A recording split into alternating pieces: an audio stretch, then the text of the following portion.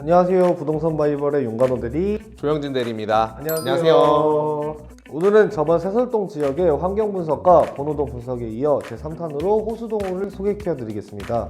호수동의 배경과 위치, 주변 환경, 상권 분석과 아파트와 상가의 매매가까지 어떻게 형성되었는지 한번 알아보도록 하겠습니다.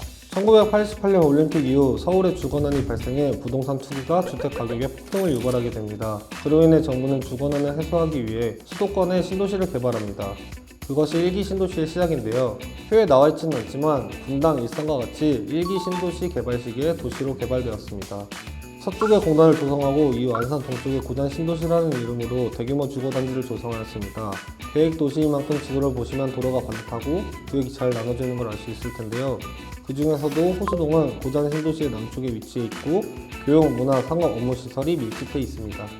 주거 데이터를 한번 살펴보겠습니다. 인구 통계 분석에 의하면 2020년 호수동의 세대수는 16,000세대이고 인구는 45,000명이며 세대당 인구가 2.8명입니다. 3, 4인 가구가 주를 이루고 있고요.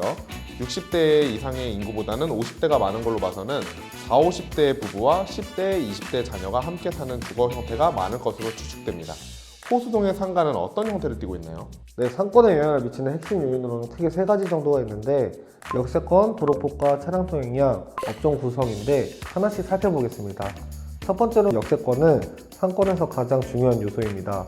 역세권의 유무가 상권의 성패를 가름할 정도로 중요하다고 볼 수 있는데요. 호수동 근처에 위치한 역은 고잔역, 중앙역, 그리고 2024년에 개통 예정인 호수역까지 3개의 역이 있습니다. 그리고 두 번째 요소는 도로변의 폭과 차량 통행량입니다. 도로변의 폭이 넓으면 그만큼 유입 가능한 차량이 많아집니다. 차량 통행량이 많으면 상가 활성화와 잠재력도 높아지는데요. 호수동의 도로변을 보시면 상권 사이에 25시 광장 옆으로 각 4차선 도로와 도보가 넓게 형성되어 있어 유입 가능한 차량이 많습니다. 마지막으로 세 번째 요소는 업종 밀집도와 주변 업종 구성도 일지평가의 중요 요소로 작용합니다. 호수동은 병원, 직장, 법원, 학교, 그리고 학원가 등의 주요 인프라가 밀집해 있는데요. 그리고 업종 구성은 1층 매장이 많을수록 활성화가 된 상권이라고 말할 수 있는데 호수동은 안산문화광장을 기준으로 양옆에 1층에 식당이나 카페가 많이 밀집해 있습니다. 그럼 저는 호수동 아파트의 시세도 궁금한데 가격대가 어떻게 형성되어 있는지 알 수 있을까요? 네, 아파트 시세 한번 알아보도록 하겠습니다. 상권과 인접해 있는 아파트의 현 시세 평당가 먼저 알아보도록 하겠습니다. 24평대부터 50평대까지 다양한 매물들이 있는데요. 주 활성화 상권 옆에 있는 푸르지오 3차 아파트는 평당가 약 2,300만원, 그린빌 주공 8단지 아파트는 평당가 1,900만원에서부터 2,000만원 이상이고 넉자골목과 학교와 가까운 네오빌 6단지는 다른 아파트에 비해 평당가 1,800만원에서 1,900만원으로 낮은 편이지만 초지동, 사동 등 인근 지역의 비슷한 연식 아파트와 비교해보면 높은 편이라고 볼 수 있겠습니다. 아래 푸르지오 레이크타운 아파트의 경우에는 연식이 얼마 안 된 브랜드 아파트이다 보니까 평당가 2,800만원으로 형성되어 있습니다. 왼쪽 푸르지오 4차, 5차, 그리고 단원금강 아파트의 경우에는 1,900만원에서부터 2천만원 사이이고 호수공원 아파트는 1,800만원 사이입니다. 호수동을 저도 자주 가곤 하는데 현 시세 기준 가격대는 어떻게 형성이 되어 있을까요? 바닥 상권인 1층 상가 기준으로 가격대를 설명드리도록 할게요. 맨 처음으로 설명드릴 곳은 바람공원 사거리 고잔역 뒤편입니다. 최소 평수는 5평에서 최대 평수는 50평까지 있는데 보증금 최소 500에서부터 3천만원까지 그리고 월세는 38만원에서 320만원까지 준비되어 있습니다. 평수의 가격을 보여드려야 하니까 몇 가지 매물을 집어서 설명드리도록 하겠습니다. 맨 첫 번째 매물입니다. 보증금 500만원에 월세 40만원. 다음 매물은 보증금 1000만원에 월세 70만원. 그 다음으로 볼 매물은 보증금 2000만원에 월세 65만원. 매물들에 적혀있는 글귀를 보면 대부분 음식점, 사무실, 그리고 도시락 전문점과 배달 음식점에 어울린다고 적혀있네요. 다음으로 보실 곳은 법원 사거리입니다. 최소 평수는 8평, 최대 평수는 56평으로 최소 500만원에서부터 최대 9천만원의 보증금으로 이루어져 있고 최소 40만원에서부터 최대 730만원의 월세로 형성되어 있습니다. 매물을 보시게 되면 대부분 월세 100만원에서 200만원으로 형성되어 있는데 하나하나 찝어서 설명드리도록 하겠습니다. 보증금 1,500만원, 월세는 120만원.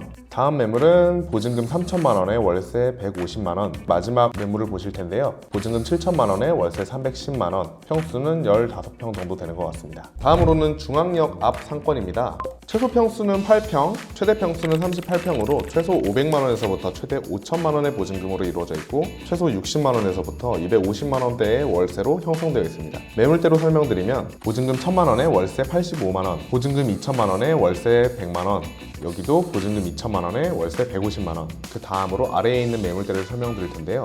확실히 역과 멀다 보니까 월세 가격이 좀 더 싼 거를 볼 수 있습니다. 보증금 1천만 원에 월세 50만 원. 다음으로 보실 매물은 보증금 2천만 원에 월세 140만 원. 평수는 24평대이네요. 안산 중앙광장 거리를 중앙으로 두고 상권이 형성되어 있습니다. 이쪽도 주변에 거주 지역이 있고 역세권이지만 중앙역 반대편에 큰 상권과 아래 NC백화점 주상권이 있다 보니까 그리 활발한 상권은 아닌 듯합니다. 다음은 호수동의 주상권인 문화광장 상권입니다. 문화광장 상권의 매물로 나와 있는 상가의 보증금은 최소 1천만 원부터 최대 9천만 원의 보증금으로 이루어져 있고 최소 70만 원에서부터 275만 원의 월세로 이루어져 있습니다. 주상권이다 보니까 호수동에서 남녀노소 찾는 상권이라고 볼 수 있겠습니다. 매물대를 조금 보여드리도록 하겠습니다. 보증금 2천만 원에 월세 120만 원, 보증금 2,500만 원에 월세 180만 원, 그리고 가장 활발한 주상권 아래의 상권을 보실 텐데요. 보증금 3천만 원에 월세 220만 원, 조금 더 아래로 와서 보증금 2천만 원에 월세 150만 원, 그리고 평수는 17평 정도로 이루어져 있습니다.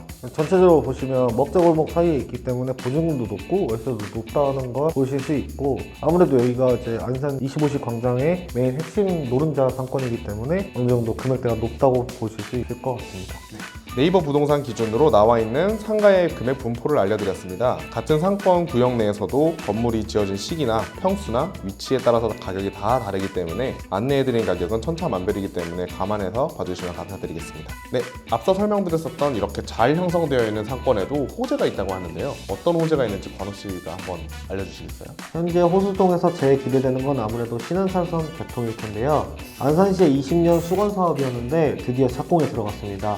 44.7km를 잇는 복선 전철인 신안산선은 안산에서 시행을 거쳐서 여의도까지 이어지는 노선으로 현재 2024년 개통을 목표로 착공 중입니다. 개통 시 호수역에서 여의도역까지 약 25분 만에 도착할 수 있는 황금 노선입니다. 호수역이 개통되면 인근 아파트와 호수동의 수혜를 볼 수 있는 호재로 예상됩니다. 네, 오늘은 호수동의 배경과 위치, 주변 환경, 상권 분석과 아파트와 상가의 매매가까지 어떻게 형성되었는지 한번 알아봤습니다. 다음에도 더 좋은 영상으로 찾아뵙도록 하겠습니다. 다음에 만나요. 안녕!